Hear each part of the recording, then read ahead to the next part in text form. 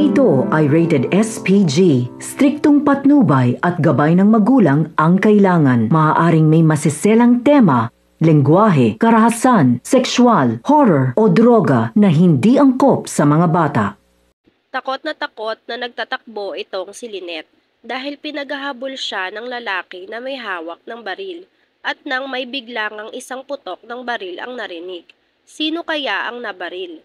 Maliligtas kaya ni Carlos itong si Lynette o tuluyan na itong mapapahamak? Abangan natin. Mga kaganapan ngayong Lunes sa abot kamay na pangarap. Hindi sumuko sila Annalyn sa paghahanap sa bazar kay Don Pepe. Kasama na nga ang mga kaibigan ni Annalyn na sila Nurse Karen, Evan, Doc Lyndon, Regan, maging ito ngang si Giselle ay naghanap na din sa kung saan pa mayroong malalaking basurahan na pwedeng paglagyan ni Don Pepe. Dito nga ay bakas na sa kanila ang pag-aalala kay Don Pepe dahil kahit sa ang sulok nga ng bazar na kung saan ay may malaking basurahan ay hinagilap at pinuntahan na nga nila. Pero sawi pa din nga silang makita itong si Don Pepe hanggang sa makarating na nga sila sa huling malaking basurahan na itinuro sa kanila ng ibang tao. Ay sawi pa din nga silang matagpuan itong si Don Pepe. Kaya naman, sa pag-aalala nitong si Giselle kay Don Pepe ay nag-hysterical ito at nagiiyak habang nagsasabi na hindi ko kayang mawala si Papa sa akin. Sa sobra nga nitong pag-iyak ay nahimatay pa ito. Sanhi ng pagka-delay nila sa paghahanap dito kay Don Pepe. Dito nga ay papasok sa utak nila na baka nga naisahan at naloko na naman sila ng kausap nila. Kahit ang totoo nga ay hindi pa din sa kanila ipapakita itong si Don Pepe. Dito nga ay labis na ang kanilang pag-aalala dahil bilang na lang ang oras at hindi nila alam ang utak ng may hawak kay Don Pepe na baka sunod na nga nilang mabalitaan ay wala nang ang buhay itong si Don Pepe. Ngunit kinakailangan pa din nga nilang maging malakas ang loob at hanapin itong si Don Pepe at huwag mawala ng pag-asa. Kaya naman, sa tulong ng mga kaibigan ay hindi sila susuko sa paghahanap dito kay Don Pepe at gagawin nga daw nila ang lahat para mahanap ang papa nila.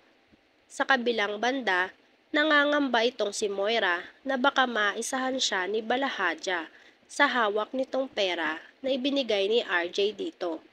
Pero siniguro naman nitong si Balahadja na kahit kailan nga daw ay hindi magagawa nitong si Balahadja na isahan itong si Moira. Na kung tutuusin nga daw ay una pa lang ay pwedeng-pwede na nga daw niya itakbo ang pera at hindi na makipagkita dito kay Moira.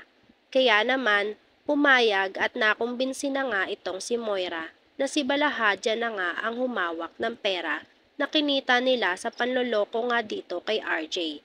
At magkita na nga lang sila sa dati nilang tagpuan. At doon na lang nila pag-usapan ang tungkol sa pera.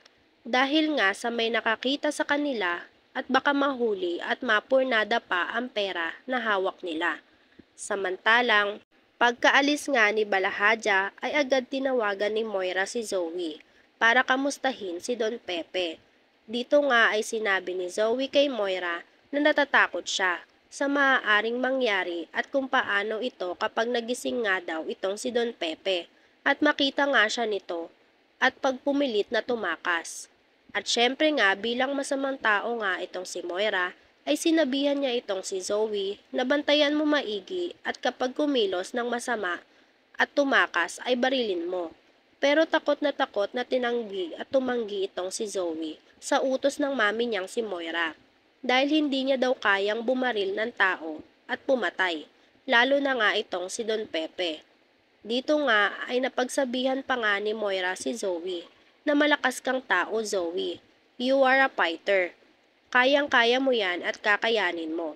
Dahil kapag nakatakas yan ay tayo ang malalagot at malalagot din ang lahat ng sikreto natin.